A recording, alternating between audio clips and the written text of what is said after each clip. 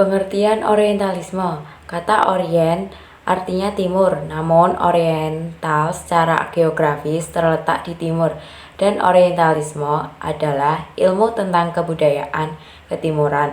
Orientalisme juga dikenal sebagai suatu paham, aliran pemikiran, dan komunitas penafsiran yang mempelajari wilayah ketimuran, peradabannya, dan masyarakat lokal. Selanjutnya, ada pula asas Orientalisme yang menyatakan bahwa Timur tunduk pada penafsiran ilmu pengetahuan Barat.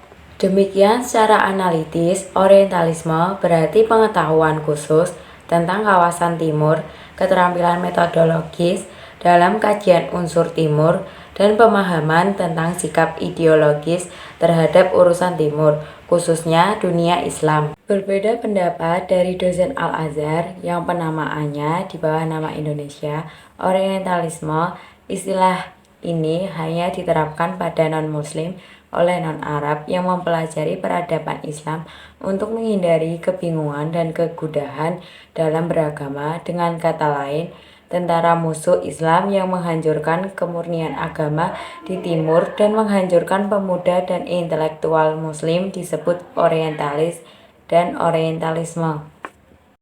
Selanjutnya, periodisasi orientalisme. Kajian orientalisme mengenai hadis dapat dibagi menjadi 4 periode, yakni periode pertama, permulaan, kedua periode Ignaz Gorzhiher, ketiga periode Joseph Scott, keempat periode era setelah Joseph Scott. Di samping itu, menurut Abdul Rahim, orang Barat telah meneliti masalah tema-tema Timur sejak abad pertengahan. Adapun periodisasi orientalis dibagi menjadi 3 bagian. Pertama, masa sebelum Perang Salib dan masa keemasan Islam, atau masih netral dalam hal misi. Terdapat argumen bahwa pandangan umat Islam di Eropa pada abad pertengahan dipengaruhi oleh kitab suci dan teologis.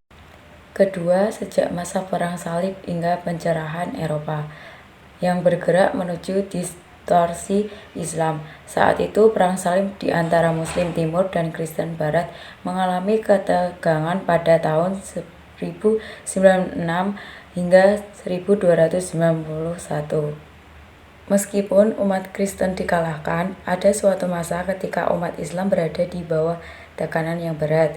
Ketika putra sulung terbaik mereka tewas di medan perang, properti pemerintah dihancurkan, dan kekhawatiran umat Islam terfokus pada kemiskinan di kalangan umat Islam di timur, karena umat Islam ketidaktahuan pada Perang Salib. Ketiga, dari masa penjarahan Eropa hingga sekarang, perbaikan Islam melalui pengembangan intelektual rasional. Ketika Eropa memasuki era penjarahan, ketegangan antara Muslim Timur dan Kristen Eropa teratasi, yaitu munculnya karya-karya bersifat positif tercipta pada masa penjarahan yang disusul era kolonialisme. Pada awal abad ke-20, orang-orang Barat datang ke Timur untuk berdagang dan bertukar pikiran dengan tujuan menaklukkan orang-orang Timur. Seperti halnya Napoleon mengunjungi Mesir pada tahun 1789 dan membawa serta para orientalis untuk mempelajari adat istiadat, politik, ekonomi, dan masyarakatnya. Sisi lain, aktivitas para orientalis membawa perubahan baik dan mendapatkan sambutan baik dari masyarakat, antara lain menyelenggarakan konvensi, mendirikan lembaga penelitian oriental, serta mendirikan dan menerbitkan organisasi oriental. Kajian terbitan berkala dan bahasa masyarakat Timur, kajian berbagai permasalahan sosial dan ekonomi yang mempengaruhi lingkungan masyarakat Timur, kajian sekte dan kepercayaan masyarakat Timur, dan serta peninggalan kuno di negara setempat. Namun, seiring dengan kemajuan pembangunan muncullah kajian-kajian ketimuran tertentu seperti Al-Quran, hadis, hukum, dan sejarah masyarakat Timur. Selanjutnya, kemunculan motif orientalisme. Muncul motif oriental dahulu kala ada masa keemasan presentasi umat Islam termasuk ilmu pengetahuan. Kebangkitan pengetahuan Islam terjadi setelah Perang Salib. Perang salib adalah konflik besar antara dua kekuatan Kristen dan Islam yang berlangsung sekitar 2 abad dalam 8 gelombang.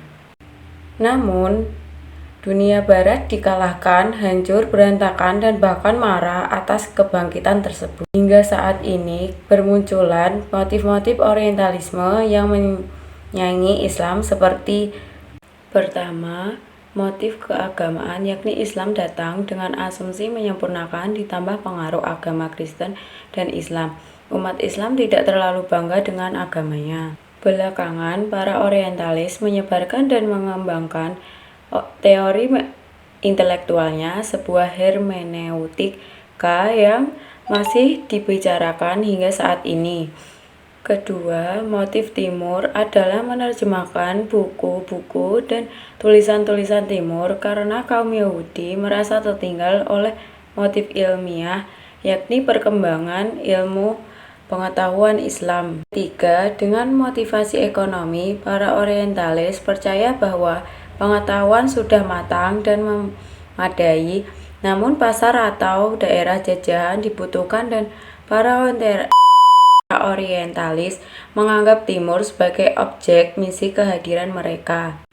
Dan yang keempat, motif perkembangan umat Islam dari berbagai bidang seperti Al-Quran, hadis, hukum, sejarah, politik, dan lain-lain bermotif politik dan akan mengembangkan peradaban Islam berbeda dengan para orientalis yang menciptakan peradaban Islam, yaitu upaya untuk mereka menjadi putus asa dan kelangsungan hidup mereka pun terancam.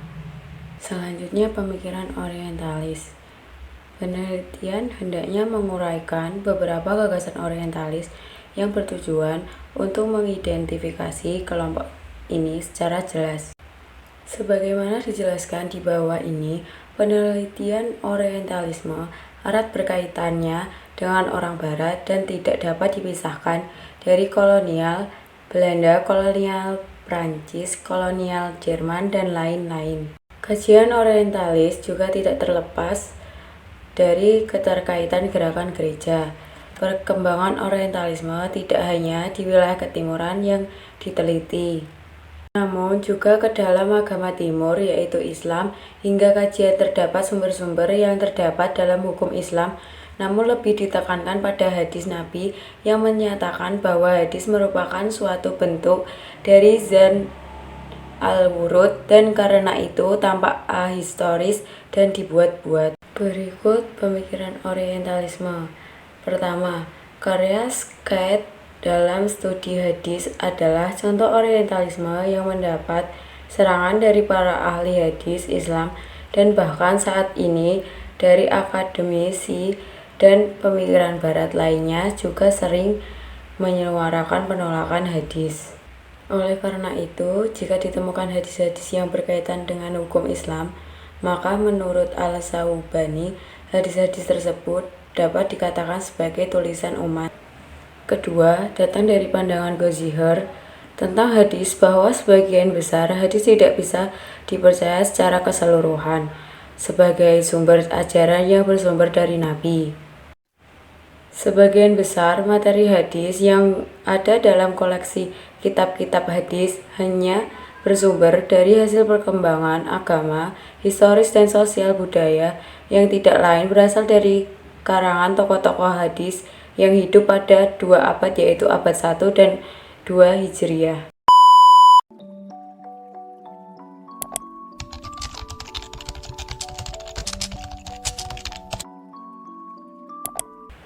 Tujuan orientalisme. Perkembangan zaman menunjukkan munculnya orientalisme.